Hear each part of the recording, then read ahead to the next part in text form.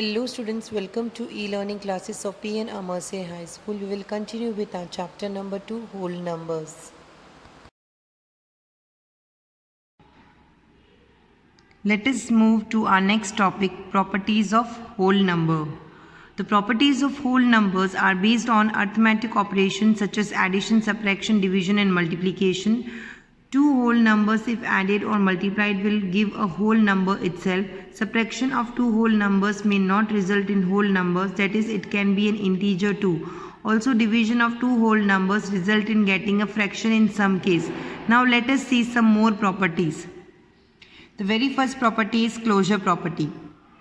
When any two whole numbers are added, the sum is always a whole number. Students, if we add any two whole numbers, the answer will also be a whole number. For example, 15 plus 3. Here 15 is also a whole number, 3 is also a whole number.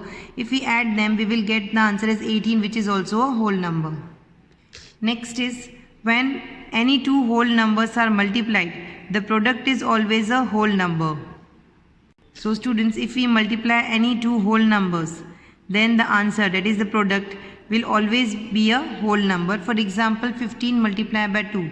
Here 15 and 2 both are whole numbers. If we multiply them, we will get 30, which is also a whole number. Therefore, whole numbers are closed under multiplication and addition. Whole numbers are not closed under subtraction and division, because if we subtract two whole number, it's not compulsory that the answer might be in whole number.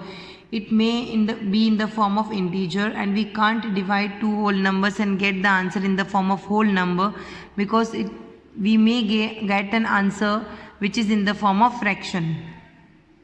Now our next topic is commutativity property.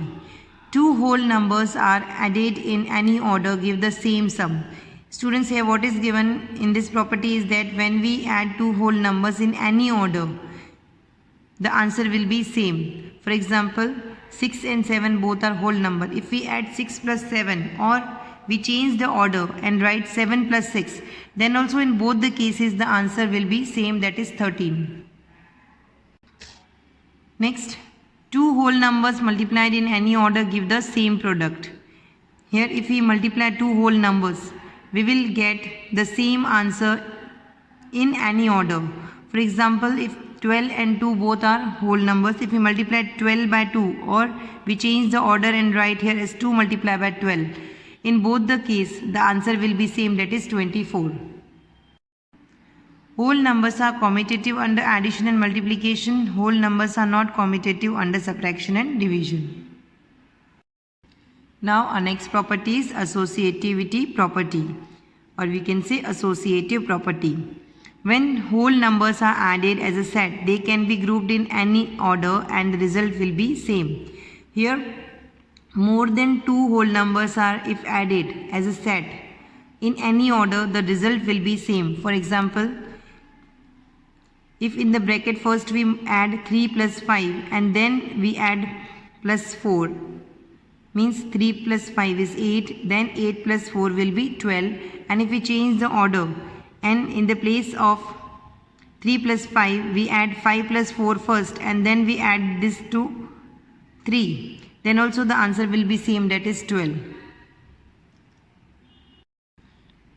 When whole numbers are multiplied as a set, they can be grouped in any order and the result will be same. Students, here also if in the place of addition, if we multiply the whole numbers as a set and in any order, the result will be same. For example, if we multiply 3 by 2 first and then with this result we multiply it with 4, then the answer is 24, that is 3 multiplied by 2 is 6, 6 multiplied by 4 is 24.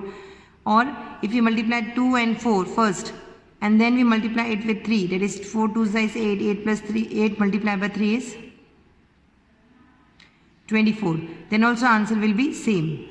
So if we multiply the set of whole numbers in any order, then also the result will be same. Next is additive identity. Additive identity is when a whole number is added to 0, its value remains unchanged.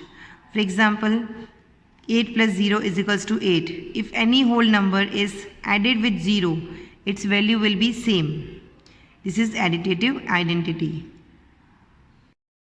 Next is multiplicative identity. When a whole number is multiplied by 1, its value remains unchanged. For example, 4 multiplied by 1 is 4. Here, the multiplicative identity is 1. In additive identity, the additive identity was 0.